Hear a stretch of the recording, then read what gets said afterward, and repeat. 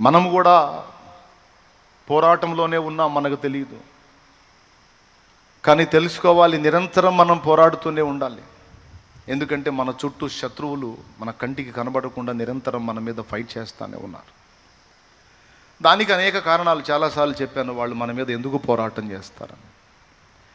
మొట్టమొదటిది, మనల్ని బట్టి అసూయ గనుక మనల్ని నాశనం చేయాలని చూస్తారు సాతాను సంబంధులు. సాతాను వాళ్లకు దక్కనిది మనకు దక్కుతున్నందున వారికి అసూయ. రెండవది, దేవుడు మనల్ని మన పక్షాన స్పెషల్గా మనల్ని ప్రేమించాడు కనుక మనమంటే వాళ్ళకి గిట్టదు. అంతేకాదు, ఎవ్వరికి దక్కని ఉన్నత స్థానం, దైవ కుమారుని ప్రక్కన కూర్చుండి పరిపాలించేటువంటి స్థానం మనకు దక్కబోతుంది. అహంకారాలను ఎదిరించి దీనులను పైకెత్తే దేవుడు భూమి మీద నుండి సంఘమును పైకెత్తి దైవ కుమారుని ప్రక్కన కూర్చోబెట్టబోతున్నాడు. దేవుడు లోకమును ఎంతో ప్రేమించాడు కనుక మనమంటే ద్వేషం. మనం సింహాసనం ఎక్కబోతున్నాం కనుక మనమంటే ద్వేషం. వాళ్లకు దక్కనది మనకు దక్కింది కనుక ద్వేషం. అంతేకాదు, ఇంకా చాలా కారణాలు ఉన్నాయి. సైతాను, దురాత్మలు మనల్ని అటాక్ చేయడానికి కారణాలు. కాబట్టి లోకంలో ఉన్నటువంటి వాళ్ళ విషయంలో, లోకంలో నశించిపోయే స్థితిలో ఉన్న వాళ్ళ విషయంలో వాడికి పోరాటం లేదు. వాళ్ళంతా చచ్చిన చేపల్లాగా వాడి బుట్టలో కూర్చున్నారు. ఇప్పుడు వాడు నిరంతరం ఎవరిని దాడి చేస్తున్నాడంటే, తప్పించుకున్నాం చూడు వాడి బుట్టలో నుండి. చిక్కిపోయారా అనుకున్నా తప్పించుకున్నాం మనం యేసు ప్రభు రక్తము వలన. తప్పించుకున్న మనల్ని నిరంతరం వాడు దాడి చేస్తూ ఉంటాడు. ఏ కారణాల చేత అంటే, ముందు చెప్పిన కారణాల చేత. మనల్ని మళ్ళా వెనక్కి తిప్పడానికి, మనల్ని కృంగదీయటానికి, మానసికంగా వికలనలు చేయటానికి, మన ప్రాణాన్ని మనమే తీసుకునేటట్టు చేయటానికి, మనకేది అందకుండా చేయటానికి, మనల్ని శారీరకంగా, మానసికంగా, ఆత్మీయంగా కృంగదీయటానికి, మనల్ని ద్వేషించే శత్రువు నిరంతరం మనల్ని గమనిస్తూనే ఉంటాడు. వాడు అస్త్రాలు వాడు వదులుతానే ఉంటాడు అనేది పచ్చి నిజం. ఎన్నోసార్లు చెప్పా, మళ్ళీ ఒకసారి చెప్తున్నాను. అయితే రకరకాల తంత్రాలు వాడు ఉపయోగిస్తాడు. వాడు ఉపయోగించే తంత్రాల్లో పోయిన వారం 3 తంత్రాలు నేను చెప్పాను. అవమానం, అనుమానం, అపరాధ భావం అనే 3 సంగతులు చెప్పా. మిగిలిన తర్వాత చెప్తా. వాడి ఎత్తుగడ ఫిలిస్తీయుల ఎత్తుగడలాగుంటుంది, ఐగుప్తీయుల ఎత్తుగడలాగుంటుంది వాడి కుట్రంతా. వీళ్ళు ఏం చేశారో తెలుసా? ఇశ్రాయేలీయులు తమతో యుద్ధానికి వచ్చేటప్పుడు వాళ్ళకి ఆయుధాలు ఉండొద్దు. ఆయుధాలున్నా అవి పదును పెట్టే వాళ్ళని లేకుండా చేస్తే, ఆయుధాలున్నా మొద్దుబారిపోయిన ఆయుధాలు వాళ్ళకి యుద్ధానికి పనికిరావు.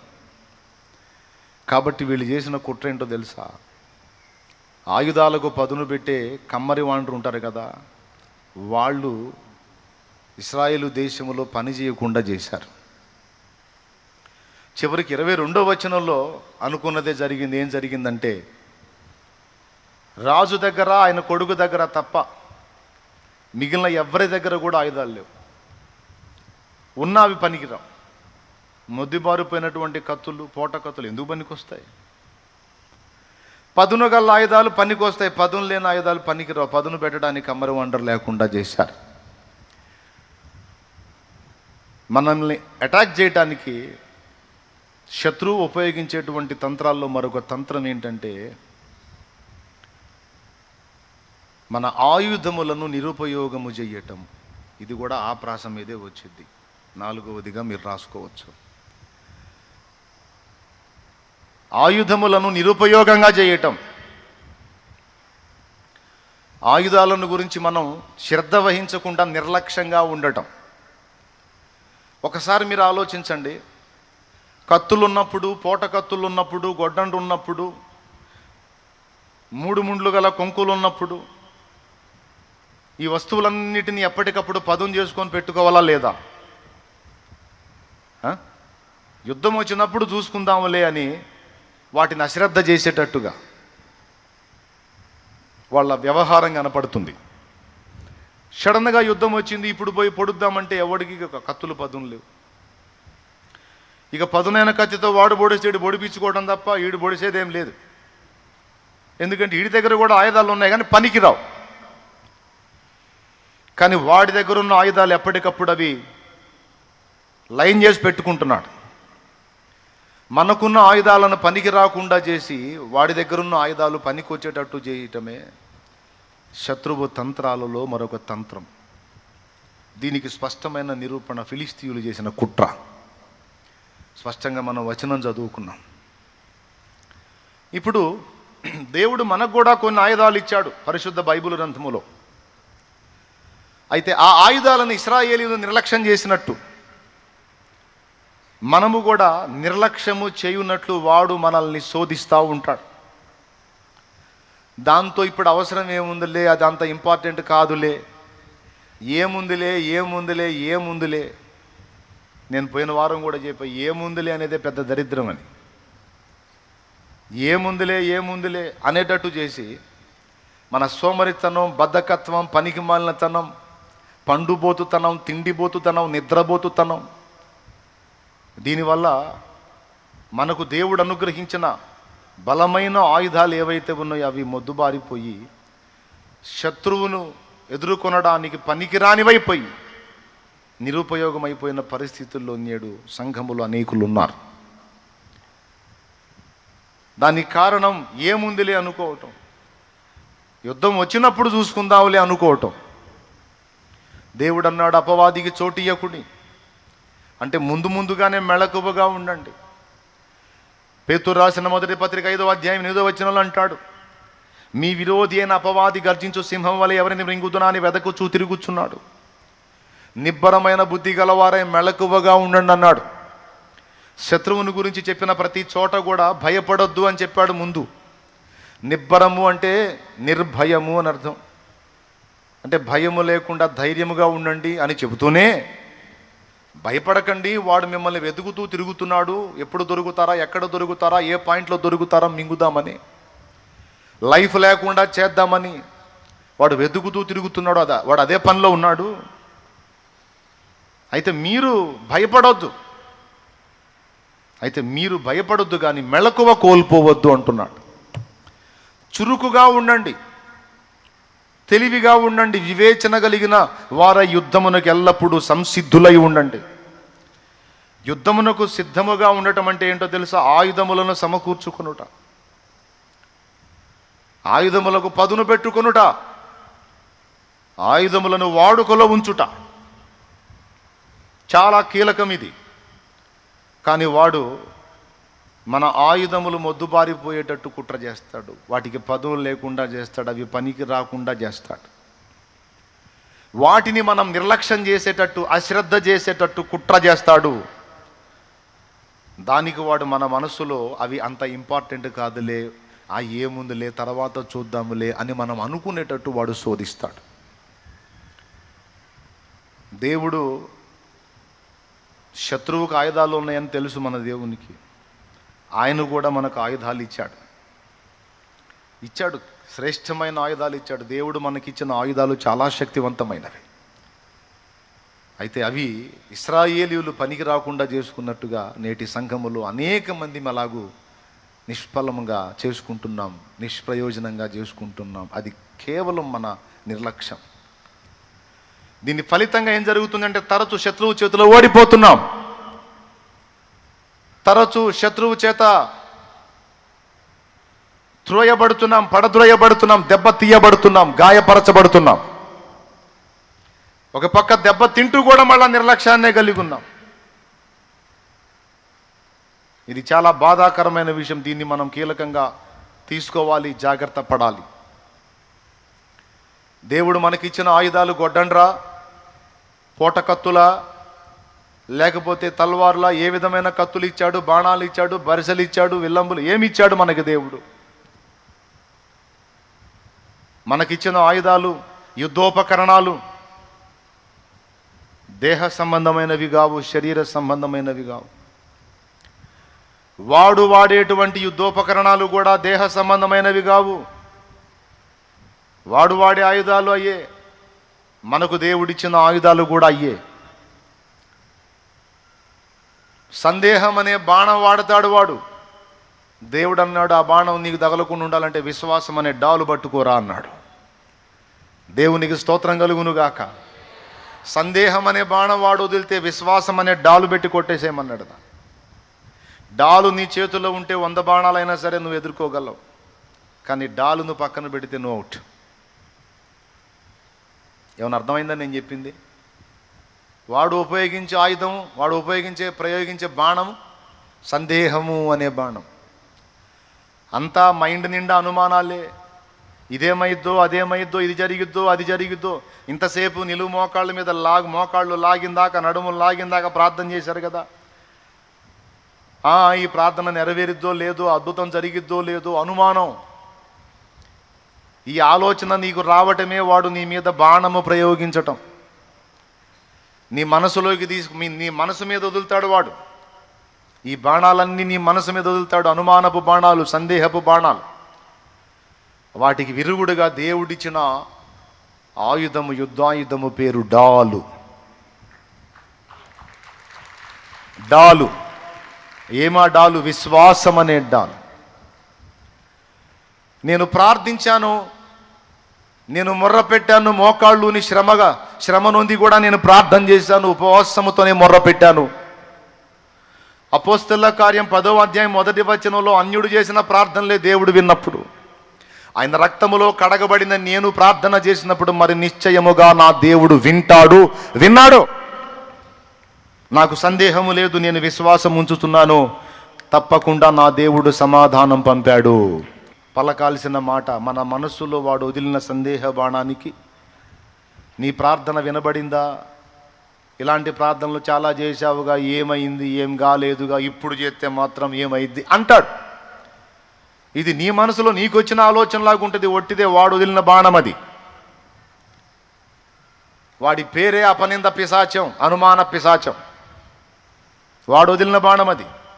నువ్వు అనుకుంటావు ఇది నాకు వచ్చిన ఆలోచన అని. ఎక్కడి నుంచి వచ్చింది ఆలోచన? వాడు ప్రయోగించాడు ఆలోచనని, వాడు ప్రయోగించాడు అనుమానాన్ని, వాడు వదిలాడు అస్త్రాన్ని. నిద్రముఖమా నువ్వు గుర్తుపట్టలా?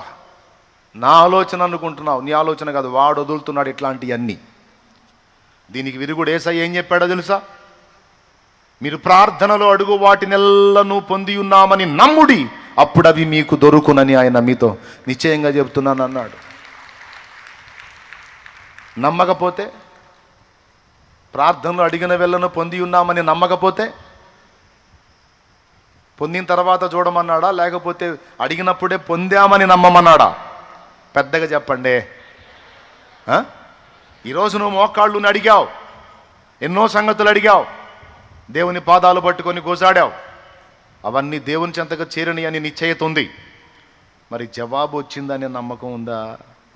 ఏమో అని లూసిఫర్ గాడు బాణం వదిలితే ఏమోయిందిరా సైతాన్, నాకు డౌట్ లేదురా, ఇప్పటిదాకా చేశావుగా ప్రార్థనలు, రాని జవాబు ఇప్పుడు వచ్చిద్దా అంటే, ఇప్పటిదాకా చేసిన ప్రార్థనలు దేవుని దగ్గర ఉన్నాయి, ఈ ప్రార్థన కూడా వెళ్ళింది, మొత్తానికి సమాధానం వచ్చిందిరే దరిద్రుడా, మొత్తానికి సమాధానం వచ్చిందిరా. నేను ఎన్ని కన్నీరు గార్చన మొత్తం బుడ్డిలో దాచిపెట్టాడు నా దేవుడు. నా ప్రార్థనలన్నీ చేర్చుకున్నాడు. నా మనవులు మానక ఆయన యొద్దకు వెళతానే ఉన్నాయి, అవి ఆగవు. నా తండ్రి అప్పుడే జారీ చేశాడు, నా బిడ్డకు సమాధానం ఇవ్వండి, పోండి, జవాబు చెప్పండి అని. తప్పకుండా ఆయన సమయంలో నాకు దొరుకుతుంది, అది నేను ఖచ్చితంగా పొందుతా. నేను చేసిన ఏ ప్రార్థన నిష్ఫలం కాదు, నాకు విశ్వాసం ఉంది అని నువ్వు ఎప్పుడైతే నీ మనసులో నీవు సమాధానం చెప్పుకున్నావో, నీ మనసుకు నువ్వు ఆన్సర్ చేసుకున్నావో, అవుట్ వాడు వదిలిన అగ్ని బాణం నాశనం అయిపోయింది. దానికి విరుగుడు విశ్వాసంతో నువ్వు పలుకుటయే, నీ మనసుకు నువ్వు విశ్వాసముతో చెప్పుటయే. సియోనుకే నా ఓడ పయనం ఆగదు ఏ చోట, సియోనుకే నా ఓడ పయనం ఆగదు ఏ చోట, విశ్వాస విశ్వాసముతోనే ఆరంభించితిని ఈ యాత్రను, విశ్వాసముతోనే ఆరంభించితిని ఈ యాత్రను, నే కోరిన ఆ రేవుకే నడిపించును నా యేసయ్యా. నే కోరిన ఆ రేవుకే నడిపించును నా యేసయ్యా. నా విశ్వాసవోడ యాత్ర కొనసాగుచున్నది, నా విశ్వాసవోడ యాత్ర కొనసాగుచున్నది. కొనసాగించే యేసు నాకు తోడుండగా, కొనసాగించే యేసు నాకు తోడుండగా, తుఫానులైనా పెనుగాలులైనా, తుఫానులైనా పెనుగాలులైనా ఆపలేవు నా యాత్రను. నా విశ్వాసవోడ యాత్ర కొనసాగుచున్నది. ఆపగలడా ఎవడైనా? ఆపగలడా ఎవడైనా? ఆపలేడు, ఆపలేడు. ఎందుకంటే నా చెయ్యి పట్టుకుంది నా యేసు. ఎవడు వదిలిన ఆయన వదలడు, ఎవరు మోసగించిన ఆయన మోసగించడు, ఎవరు విడిచిపెట్టిన ఆయన విడిచిపెట్టడు. ఆయన ఎంతైనా నమ్మదగినవాడు, ఆయన ఎంతైనా నమ్మదగినవాడు. నా పయనం ఎవడు ఆపలేడు. చెప్పాలి, నా ప్రార్థన విన్నాడని విశ్వాసం నాకుందిరా. ఇంతకుముందు కూడా చాలా చేసావు, ప్రతిదీ విన్నాడురా. నా దేవుడికి ఏం చెవుడారా? విన్నాడా? నీలాంటి వాళ్ళ ప్రార్థన కూడా వింటాడా? పెద్ద తేడాగా నువ్వు పెద్ద తేడాగా. నీలాంటి అపవిత్రమైన క్రియలు చేసేవాళ్ళు, అపవిత్రమైన పనులు చేసేవాళ్ళు, అపవిత్రమైన ఆలోచనలు చేసేవాళ్ళు, నీలాంటి పనికిమాలిన వాళ్ళ ప్రార్థన కూడా వింటాడా? యోహాను సువార్తలో ఏమి రాసింది? పాపుల మనవి ఆయన ఆలకింపడని రాసింది. నీ మనవి ఎట్లింటాడు? నేను పాపినని నీకెవడు చెప్పాడు రా లూసి? యేసు రక్తము చేత కడగబడిన దినమందు నేను పరిశుద్ధుడును, పరిశుద్ధురాలిని. ఏమైనా లోపాలు దోషాలు ఉంటే అవి నాకు, నా తండ్రికి సంబంధించినవి నేను ఒప్పుకున్నా. నా తండ్రి రక్తముతో కడిగి వేశాడు. తనువు బలిపేట్టెను మాయన్న, తప్పుల్ విడగొట్టెను మా తండ్రి. తనువు బలిపేట్టెను మాయన్న, తప్పుల్ విడగొట్టెను మా తండ్రి. మనసులో సాక్ష్యమిట్లున్నా, మనసులో సాక్ష్యమిట్లున్నా, మనుజులెట్లన్నను మాకేమి. యెహోవా మా తండ్రి కాడా, యేసుడు మాయన్న కాడా. యెహోవా మా తండ్రి కాడా, యేసుడు మాయన్న కాడా. దేవునికి స్తోత్రం. తనువు బలి పెట్టాడు మా అన్న. ఆ బలిని ఆధారం చేసుకొని మా తప్పులన్నీ విడగొట్టాడు మా అయ్య, మా తండ్రి, మా పరలోక తండ్రి, మా మంచి నాన్న. అసలు అర్థమైంది ఆ పాట? తనువు బలిపేట్టెను మాయన్న. ఎవరన్నా? ఏసన్నా. తప్పుల్ విడగొట్టెను మా తండ్రి. మనసులో మా సాక్ష్యం ఇదిరా లూసి. నువ్వెవడరా చెప్పడానికి? నువ్వు పనికిరావు, నీ ప్రార్థన వినడు, నీ ప్రార్థన వినడని నీకు చెప్పాడా ఫోన్ చేసి? పనికి మనలోడా? బత్షెబా విషయములో పొరపడి దెబ్బతిన్న దావీదు సహా పాపములుపుకొని ప్రార్థించి పశ్చాత్తాప్తుడై ప్రభు వైపు మళ్ళుకున్నప్పుడు అతన్ని సహా క్షమించాడు. దేవా, అహీతోపెలు ఆలోచన చెడగొట్టవా అని ప్రార్థన చేస్తే వాని ఆలోచన చెడగొట్టి ఆలోచన చెప్పిన అహీతోపెలు ఉరిపెట్టుకొని సచ్చేటట్టు చేశాడు. ఇది దావీదు పడక ముందు కాదు, పడ్డ తర్వాత చేసిన ప్రార్థన విని జవాబిచ్చాడు రా లూసి గాడిద, అడ్డగాడిద. నువ్వెవుడ్రా నా ప్రార్థన వినడం చెప్పడానికి? నా ప్రార్థన నా తండ్రి దగ్గరికి వెళ్ళిద్దిరా, దాన్ని ఎవడు ఆపలేడు.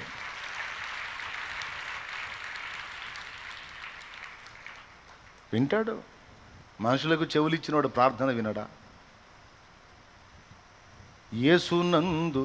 యేసు వంటి ప్రియ బంధుడు నాకిక ఇహపరములలో లేడన్నా అనే పాట విన్నారా మీరు? విన్నారా? యేసు వంటి ప్రియ బంధుడు నాకిక ఇహపరములలో లేడన్నా, భాసురముగా నిజ భక్తుల మది కది అనుభవ గోచరమెపుడగునన్నా. ఇందులో ఒక చరణం ఉందండి, ఎంత పులకరించిందో ఆ చరణం నేను విన్నప్పుడు. కానీ మీకు తెలియాలి, ఎలా స్పందిస్తాడో తెలియాలి. ఫస్ట్ పల్లవి పాడి తర్వాత చరణం పాడతా. యేసు వంటి ప్రియ బంధుడు నాకిక ఇహపరములలో లేడన్నా, యేసు వంటి ప్రియ బంధుడు నాకిక ఇహపరములలో లేడన్నా, భాసురముగా నిజ భక్తుల మది కది అనుభవ గోచరమెపుడగునన్నా, భాసురముగా నిజ భక్తుల మది కది అనుభవ గోచరమెపుడగునన్నా, యేసు వంటి ప్రియ బంధుడు నాకిక ఇహపరములలో లేడన్నా, యేసు వంటి ప్రియ బంధుడు నాకిక ఇహపరములలో లేడన్నా.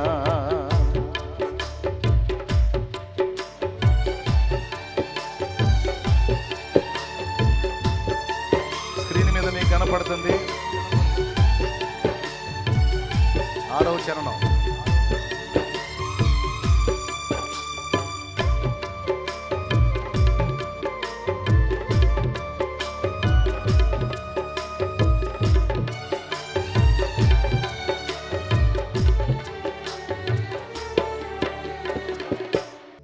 మీరు ఆ పదాలు చూడండి చాలు.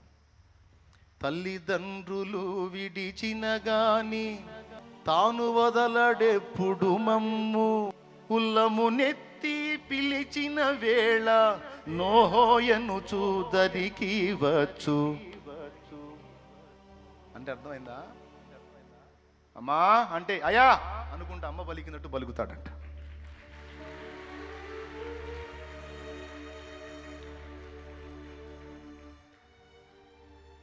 ఆదమర్చి నిద్రపోతున్న బిడ్డ సడన్గా డాడీ అంటే అని ఎంతలా నిద్రలో కూడా ఉలిక్కిపడి లేచి నాన్న స్పందించినట్టు స్పందిస్తాడట.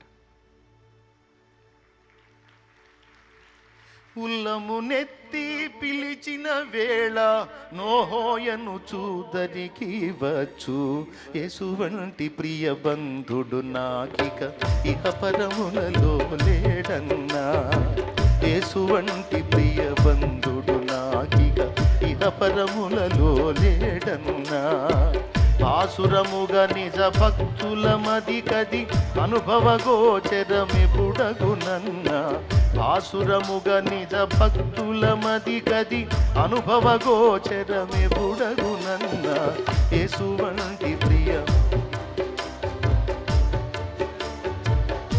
తల్లిదండ్రులు విడిచిన గాని తాను వదలడెప్పుడు మమ్ము. వినండ్రా వినండ్రా వినండ్రా వినండ్రా వినండ్రా ఒకటే కొట్టుడు. తల్లిదండ్రులు విడిచిన గాని తాను వదలడెప్పుడు మమ్ము, ఉల్లము నెత్తి పిలిచిన వేళ నోహోయను చూదరికి వచ్చు, ఉల్లము నెత్తి పిలిచిన వేళ ఓహోయను చూదరికి వచ్చు, యేసు వంటి ప్రియ దేవునికి స్తోత్రం. తల్లిదండ్రులు విడిచినా గాని తాను వదలడెప్పుడు మమ్ము. ఉల్లమునెత్తి పిలిచిన వేళ ఓహో ఎనుచు దరికి వస్తాడంట. ఆ మాట నోహో అనే మాట ఏంటో తెలుసా? ఎంతో ఆతృతతో మనం పలికిన పదం అని ఇప్పుడు మనం పలుకుతాం. ఓహో అనుకుంటూ వస్తాడంట. ఏం జరిగింది? ఎందుకు అంతలా కేకేసావు? ఎందుకు అంతలా ఏడ్చావు? ఏమైంది బిడ్డ? ఏమైంది? ఎందుకు అంత కలవరపోయావు? నానా అంటే చాలు, ఏం నా బిడ్డ అనుకుంటూ వస్తాడంట. వెంటనే స్పందిస్తాడంట. అది అదని అర్థం. అయ్యో నా బిడ్డకి ఏదో జరిగిపోయిందని పరిగెత్తిన తండ్రి వల్లనే ఆదమర్చి ఉయ్యాల్లో నిద్రపోతున్న బిడ్డ కేరమని కేక వేస్తే ఉలికిపడి అమ్మ లేచి పరిగెత్తుకుంటూ పోయి బిడ్డ మీద చేసేసింది. ఏమన్నా ఆలస్యం చేసిద్దా? ఆ అమ్మ కంటే ఎక్కువ నా యేసయ్య.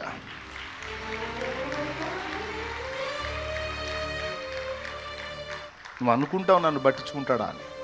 ప్రతి ముఖం నిన్ను కాకపోతే ఎవరిని పట్టించుకుంటాడు? వాడు తీసుకొచ్చి పెడతాడు ఈ అనుమానాలని. దరిద్రుడు కూడా ఉన్నాడు, శత్రువు దరిద్రుడు. వాడు తెచ్చి పెడతాడు దరిద్రపు అనుమానాలన్నీ. వాడి మాటలు ఎందుకు వింటాను? వాడిచ్చే ఆలోచనలు ఎందుకు తీసుకుంటాను? విశ్వాసం అనుడ్డాలు. ఏం విశ్వసించాలి? నా ప్రార్థన మా నాన్నకి వినపడింది. అప్పుడే ఓహో అన్నాడు మా నాన్న. ఆహా తండ్రి అంటే ఓహో నా కుమారుడు అన్నాడు. ఉల్లమునెత్తి పిలిచిన వేళ నోహో నన్ను దరికి వచ్చు. అలా ప్రార్థన వింటంగా దిగి వస్తాడంట. నువ్వు కేక వేస్తే భక్తుల అనుభవం. ఏ బంధము కూడా చాలదు యేసు అనుబంధానికి. ఏదైనా అనుమతిస్తే అవసరాన్ని బట్టి అనుమతిస్తాడు తప్ప అనవసరంగా ఏది అనుమతించడు. ప్రతి దానికి స్పందిస్తాడు. కాబట్టి నమ్మకం ఉంచుదామా వద్దా? చెప్పండి. అది ఎంత కీలకం మనకి. నా ప్రార్థన ఇందాక నువ్వు నిరుమోకాళ్ళు లేచేసావు, ఇప్పుడు చెప్పు వెళ్ళిందా లేదా? నోహో అన్నాడా లేదా? జవాబు ఇచ్చుంటాడా లేదా? ఇదే కాదు, నువ్వు ఇంతకు ముందు చేసిన ప్రార్థనలన్నీ నాయన దగ్గరికి పోయినాయి. అన్నిటికీ కలిపి ప్రతి దానికి ఉత్తరం ఇమ్మని పర్మిషన్ కూడా జారీ చేసేసాడు. నువ్వు పాపివి కదా, నువ్వు పాపం చేసావు కదా, నీ నోరు మంచిది కాదు, నీ కళ్ళు మంచివి కాదు, నీ క్రియలు మంచివి కాదు, నీ ప్రవర్తన దరిద్రం, నీ ఆలోచనలు చండాలం. ఇవన్నీ నా తండ్రికి తెలుసు. నేను ఆయన ముందు ఒప్పుకున్నా. నువ్వెవడిరా చెప్పడానికి? ఒప్పుకున్నా, దిద్దుకున్నా, మారు మనసు పొందా, సరి చేసుకున్నా, ఇంకా అలా ప్రవర్తించొద్దని తీర్మానం కూడా చేసుకున్నా. నా మనసుకు నేను చెప్పుకున్నా. నువ్వెవడిరా క్షమించి నన్ను వదిలేస్తే? నువ్వెవడు ఇంకా కేసులోనే ఏం చెప్పడానికి? కేసు జడ్జి కొట్టేశాడు రా, నా దేవుడు కొట్టేశాడు. గనుక నా ప్రార్థన వింటాడు. ఒకటి ప్రేమను బట్టి వింటాడు, రెండవది నేను ఒప్పుకున్నందున క్షమించి వింటాడు. 3 అసలు ఆయన మా నాన్న. నిద్రలో ఉలిక్కిపడి కేక వేసిన బిడ్డ దగ్గరికి అదే ఉలికిపాటుతో లేచి పరిగెత్తే తండ్రి వలె నా తండ్రి నానా అంటే ఏమి నా కుమారి నా కుమారుడా అనుకుంటా పరిగెత్తుతాడు మా అయ్య. మాకున్న అనుబంధం అదిరా, మాకున్న అనుబంధం అది అని చెప్పాలి. నీ మనసుకు చెప్పుకో చాలు, వెళ్ళిపోయేది వాడికి సంకేతం. ఎందుకంటే వాడు వదిలేస్త్రాలన్నీ నీ మనసు మీదే వదులుతాడు. డౌట్స్ అన్నీ నీ మనసులోనే పుడితే విరుగుళ్ళు కూడా నీ మనసులోనే నువ్వు వేయాలి. ప్రశ్నలు అక్కడే పుట్టిస్తాడు, సమాధానాలు అక్కడే తేలాలి. దాడి అక్కడే జరిగింది, తిరిగి ప్రతి దాడి కూడా అక్కడే జరగాలి. వాడి బాణాలన్నీ తుత్తునియలు చేయాలి. అర్థమైందనుకుంటున్నా ఒకటి. ఇప్పుడు చెప్పండి, దేవుడు అనుగ్రహించిన ఆయుధములలో ఒక శ్రేష్టమైన ఆయుధము దేవునికి మొర్రపెట్టుట, ప్రార్థన. కానీ నేడు చాలామంది ప్రార్థన బలిపీఠాలు దరిద్రంతో నిండిపోయాయి. ప్రార్థన లేదు, మోకాళ్ళ అనుభవం లేదు, పట్టుదలగా మొర్రపెట్టే అనుభవాలు లేవు. అంత ఆర్డినరీ. నేను చెప్తున్నానండి, ఎంత ప్రతికూల పరిస్థితులు నిన్ను చుట్టుముట్టినా, ఎంత విపత్కర పరిస్థితులు నిన్ను చుట్టుముట్టి నిన్ను కార్నర్ చేసేసి, రౌండప్ చేసేసి నిన్ను ఇరికించిన, ఒక్కటి చేయి, ఒక్కటి చేయి. దన్మని మోకాళ్ళే, దన్మని మోకాళ్ళే, వెంటనే మోకాళ్ళే. చుట్టుముట్టు ఆవరించినవన్నీ శూన్యంలాగా మారిపోతే అప్పుడు అడుగు.